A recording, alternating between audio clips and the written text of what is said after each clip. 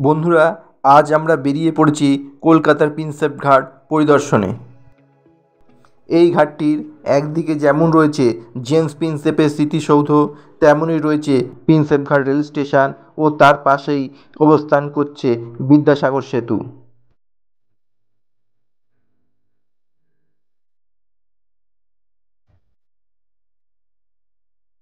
পার্কটি হুগলি নদীর পাশেই অবস্থিত।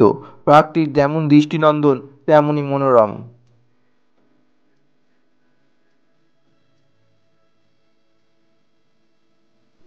ভিডিওটিতে আপনারা বিদ্যাসাগর সেতু দেখতে পাচ্ছেন, যা কলকাতার একটা গর্ব।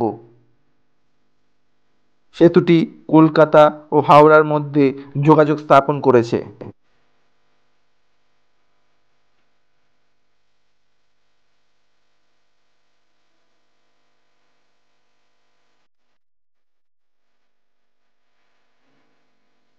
প্রিন্সেপ ঘাটে এলে গঙ্গাবক্ষে নৌবিহারেরও ব্যবস্থা আছে। কলকাতা শহরের মধ্যে অবসর যাপন এবং ছুটি কাটানোর জন্যে বিনোদনের একটা অন্যতম স্থলই হলো প্রিন্সেপ ঘাট।